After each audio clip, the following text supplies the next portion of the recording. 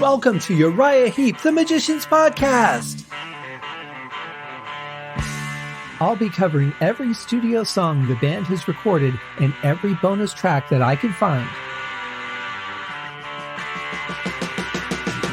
Each week we'll go over a new song from the beginning to where they are currently, and as they keep adding albums, I'll keep adding shows. Let the deep dive party begin. In the magic garden, some were singing, some were dancing.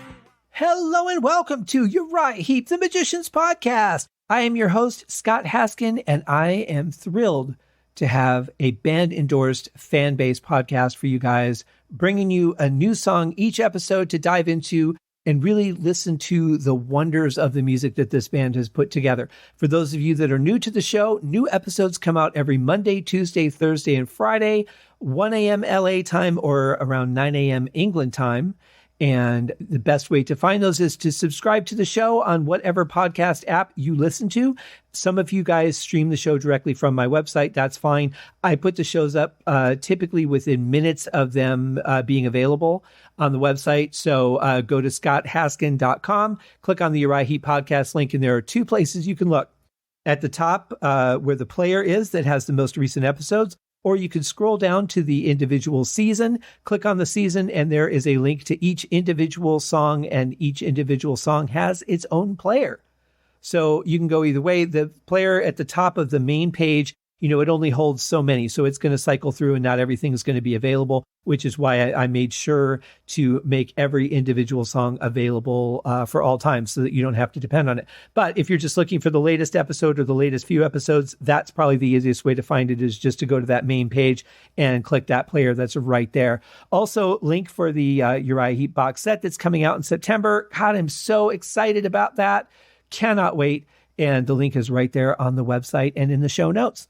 So that being said, it's a new episode, so we got a new song for you. And today we are doing the song Hot Persuasion. And I have to laugh just a little because just thinking about the song title and the album cover, this vicious blood dripping demon and a song called Hot Persuasion doesn't really go together. But, when you're doing the artwork, it's not going to fit every song, and that's fine. It's such a weird thing. You have a heavy band, you want to have kind of an album cover that portrays, what you're going to get. This is going to be intense. It's going to be heavy. And then you listen to the music and you're like, this is just some really good rock and roll. And it doesn't feel as ominous as the picture does. And a title like Hot Persuasion certainly would fall into that category, but it's cool. It's still a cool cover. I really like it. But when you think about how many albums and the album covers actually don't match necessarily what the music is, or there's some albums that just make no sense, or they just feature a picture of the band or something.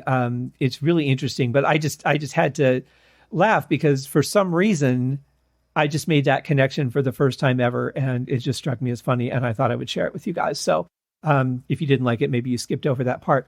But anyway, here is the song Hot Persuasion off the album Abominog by Uriah Heep.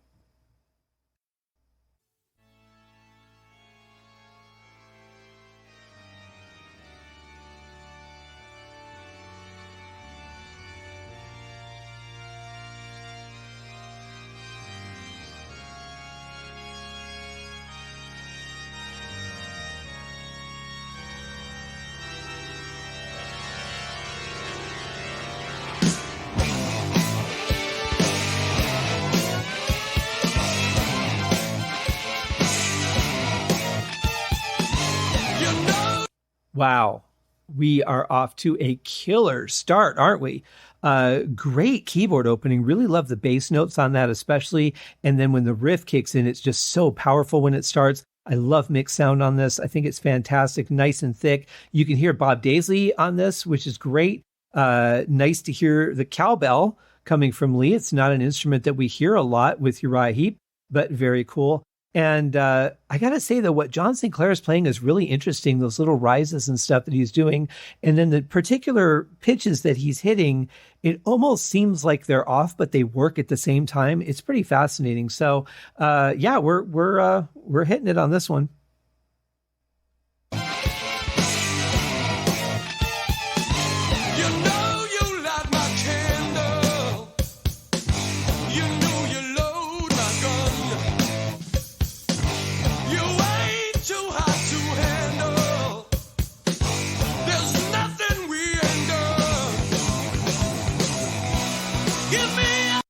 Man, I'm really liking these riffs. I like how hard-edged and raw the guitar sounds, just fantastic. Really digging what Lee Kerslake is playing on drums. He's doing some nice additions in there, a little buzz roll on the snare, a little quick kick. Really, really nice. It just adds a lot of flavor, I think, to the song. But I also love, we've talked about this. It's been a while, but, back in the early days of this show, I talked a lot about that sort of, Jimi Hendrix Let Me Stand Next to Your Fire type riff, where you've got a riff that comes in and it gives that breathing room for the vocals. The guitars and the vocals aren't competing for space so much. And that's kind of what's going on here, but I really like it. It really gives David Goalby's voice a chance to shine, but it's not putting the guitar in the back corner by any means. It's coming through nice and clear where it needs to. So it's just a nice sort of respectful match between the two. Give me your love, give me that hot persuasion. I can't get enough. Give me that hot persuasion. Give it to me. There's so many cool things going on here. I mean, it is a little brass synth heavy. I think that's kind of clouding things up just a little bit. But what's going on with the backing vocals, there's a lot of dynamics going on there that are really good. It sounds really nice. I really like the tambourine addition. Again, tambourine is not an instrument that you typically associate with Uriah Heep. They do use it, but very tastefully and very rarely. But I think it's good here. I think it adds a lot, especially since the hi-hats aren't coming through so much. It just helps keep that, that motion going, and it really works for the song. But the guitars and the brass synth are competing a little bit here in this section, which is unfortunate. But overall, it sounds pretty good. It sounds nice and thick. I love the backing vocals here. I love what Peter Goalby is doing. Great song.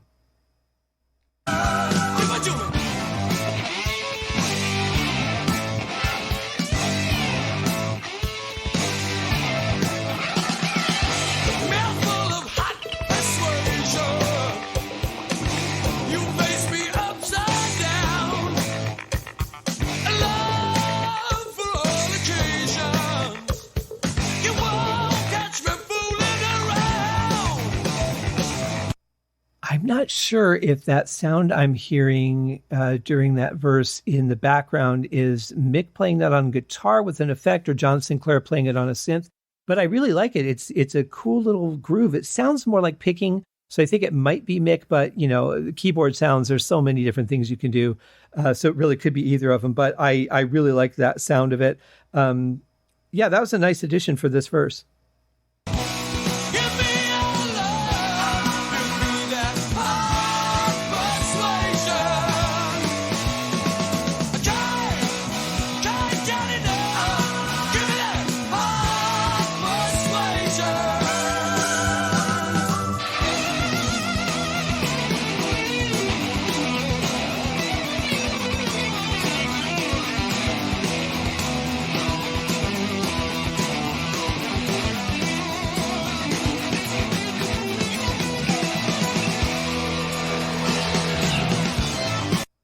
What I am really digging about this song and this whole album, really, because this really is a new version of Uriah Heep, is just how much Mick is in the foreground now, how he's really showing his skills. I feel like he's been so kind and thoughtful of the song and really laid back, let the keyboard shine, let, other things happen.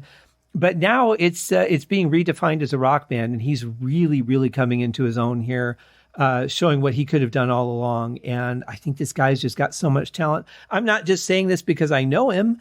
I mean, I felt this way before, which is one of the reasons I wanted to do this show, but he's really got a lot of talent, and it's showing in these songs, and I'm glad it's coming out. And it sounds so good. Like the guitar tone itself is really good and really allows you to hear. It's crisp enough to allow you to hear what he's playing without anything getting too buried. If anything's burying it, I would say it's probably the keyboards maybe being a little bit too loud, or maybe not having enough separation in the panning of, which was to the left and which was to the right, the way that they used to do it. So that can muddy up things a lot, which is why, you've got all this room in the sound field. Spread things out so that everything can be heard clearly. But overall, yeah, that was just a killer solo.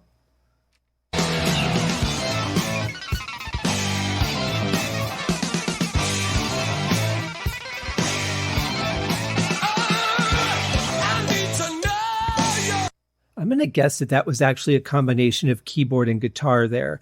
I could be wrong, but that's what I'm hearing.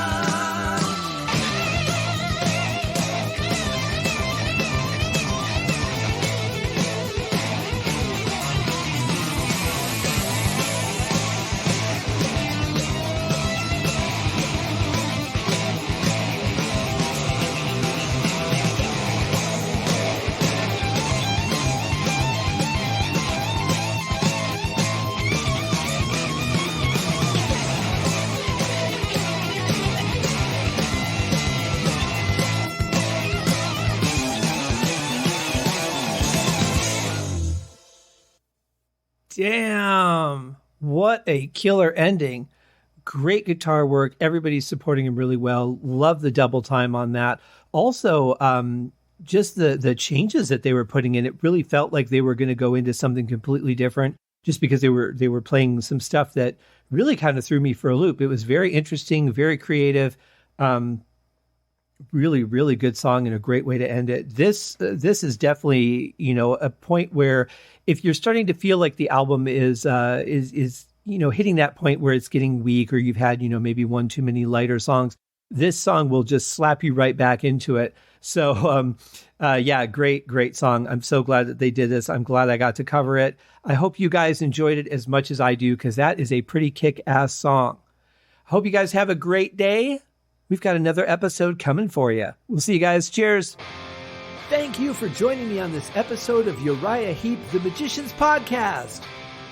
If you have enjoyed this show, please consider going over to Apple Podcasts or your favorite podcast outlet, leaving a rating or a review. Be sure to subscribe to make sure that you are notified when new episodes are available.